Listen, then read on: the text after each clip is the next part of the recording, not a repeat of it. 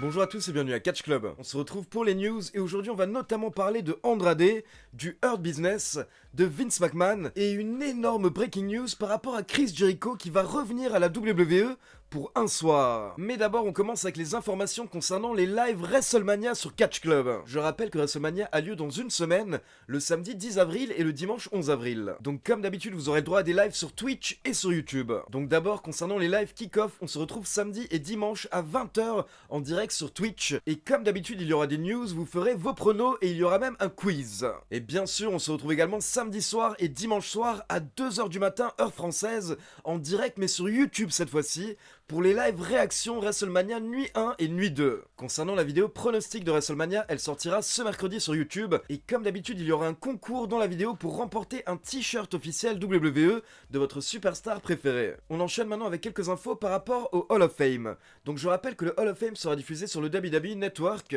le mardi 6 avril et cette année nous aurons deux promos dans le Hall of Fame, la promotion 2021 mais également la promotion 2020.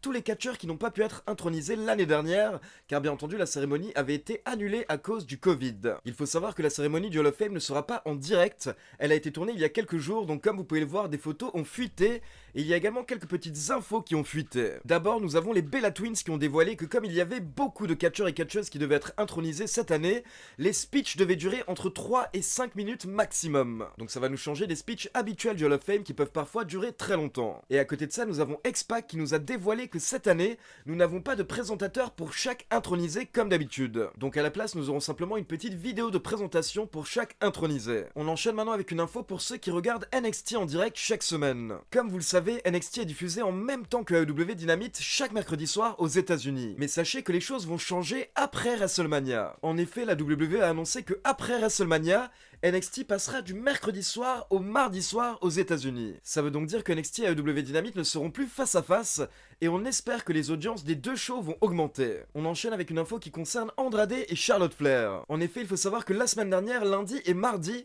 Andrade effectuait ses premières interviews depuis qu'il a quitté la WWE. Et l'une des infos intéressantes qui a été dévoilée par Andrade concerne Charlotte et une potentielle grossesse. En effet, Andrade nous a expliqué qu'il y a quelques semaines, le médecin de la WWE a appelé Charlotte Flair pour lui annoncer qu'elle était enceinte. Le médecin de la fédération a déclaré que suite au dernier test effectué sur Charlotte Flair, apparemment elle est enceinte et du coup elle est retirée de WrestleMania car elle doit être placée sur la liste des catcheurs inactifs. Sauf que derrière, Charlotte et Andrade sont allés acheter des tests de grossesse et ils ont effectué 4 tests différents qui sont tous revenus négatifs. Donc en fait le médecin de la fédération s'était trompé et Charlotte Flair n'était absolument pas enceinte, ce qui veut dire qu'au final elle a été retirée de WrestleMania pour rien du tout. Mais derrière, Charlotte a été infectée par le Covid, ce qui fait que son retour a encore été repoussé. Et au passage, Andrade précise que quand il a été libéré de son contrat, il était également infecté par le Covid, mais apparemment son état n'était pas trop grave. On enchaîne maintenant avec une info qui concerne le Hurt Business.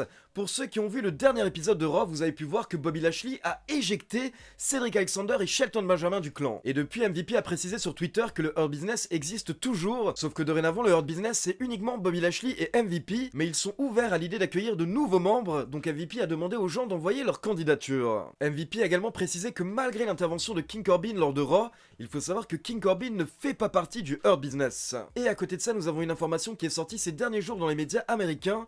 Il faut savoir que si le Hurt Business a été séparé, c'est à cause de Vince McMahon. Apparemment, c'est une décision qui vient uniquement de Vince McMahon et personne d'autre. Cette décision aurait fortement déplu à Bobby Lashley et MVP qui ont demandé à voir Vince McMahon pour pouvoir en discuter. Donc Vince a eu une petite réunion avec Bobby Lashley et MVP pour discuter de la situation. Apparemment, MVP et Lashley ont tout fait pour que le clan ne prenne pas fin, mais Vince McMahon ne voulait pas changer d'avis. Il est resté campé sur ses positions. Et apparemment, derrière, ça aurait mis un énorme coup au moral des catcheurs dans les vestiaires, car pour une fois qu'un clan marchait bien et que deux catcheurs qui étaient peu utilisés comme Alexander et Benjamin étaient enfin mis en avant, et bien au final Vince a décidé de séparer le clan sans raison. Donc je pense que les catcheurs n'ont pas aimé le fait que Vince ne les écoute pas sur le coup. On passe maintenant à une news qui concerne SmackDown. Il faut savoir que l'épisode de SmackDown du 9 avril sera un épisode spécial WrestleMania. Et la fédération a déjà annoncé 2 matchs pour cet épisode spécial.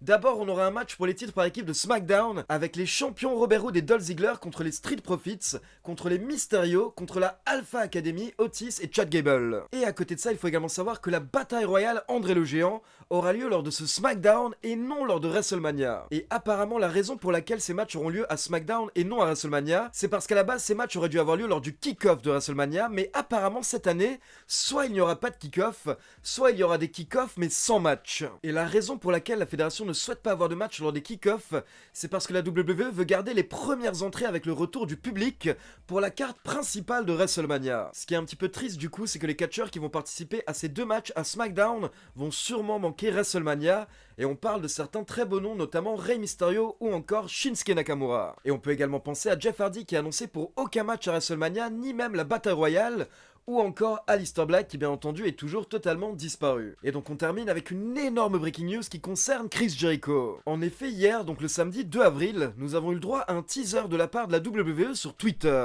Dans le teaser on a un décompte et le logo de Steve Austin, puis d'un coup la caméra se recule et là on a Steve Austin et Chris Jericho ensemble face à face sur un plateau. Il s'agit du plateau de Broken Skull Sessions, une émission qui est animée par Steve Austin sur le WWE Network, donc c'est une émission officielle de la WWE. Et donc dans ce tweet, la fédération confirme que Chris Jericho sera le prochain invité de Steve Austin dans Broken Skull Sessions et l'émission sera diffusée le 11 avril sur le network. Et c'est vraiment une énorme nouvelle parce que c'est la première fois qu'un catcheur sous contrat avec la AEW va apparaître à la WWE. Il faut savoir que la dernière fois que Jericho est apparu à la WWE, c'était le 22 janvier 2018 lors du 25e anniversaire de Raw. Donc ça va faire plus de 3 ans que nous n'avons pas vu Jericho à la WWE. Et à côté de ça, ce qui est énorme avec la présence de Jericho dans l'émission de Steve Austin, c'est que ça veut dire que ça a été validé par Tony Khan, le président de la AEW, et par Vince, le patron de la WWE. En effet, le journaliste américain Dave Meltzer a confirmé que Jericho a bien demandé la permission à Tony Khan avant d'aller dans l'émission de Steve Austin, ce qui est totalement normal vu que Jericho est sous contrat avec la AEW. Et à côté de ça, Steve Austin a également raconté comment est-ce qu'il a demandé la permission de Vince McMahon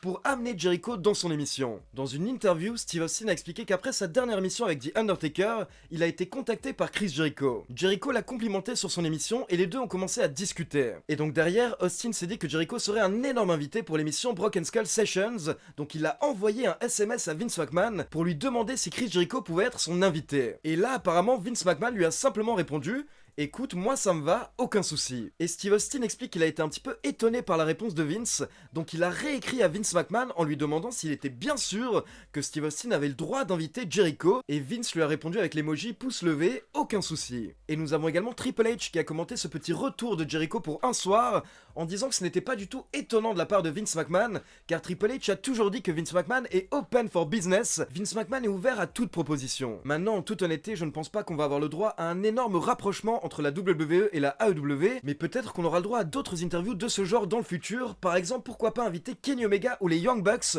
voire même Cody Rhodes dans l'émission de Steve Austin, ce serait énorme. Et à côté de ça, selon moi, c'est également bon signe pour le Hall of Fame, car depuis que Jericho avait signé à la AEW, on pensait tous qu'il n'irait jamais dans le Hall of Fame de la WWE. Mais maintenant, honnêtement, je me dis que tout est possible. Peut-être qu'un jour, Jericho sera bien intronisé au Hall of Fame WWE. Et pour info, sachez qu'une fois que l'interview sera diffusée sur le network, bien entendu, je vous ferai un résumé sur Catch Club. Donc voilà, c'est tout pour les news. Maintenant, comme d'habitude, c'est à vous. N'hésitez pas à me laisser vos avis dans les commentaires. Et n'oubliez pas de liker la vidéo, de vous abonner à la chaîne et de cliquer sur la petite cloche pour être informé de la sortie des prochaines vidéos.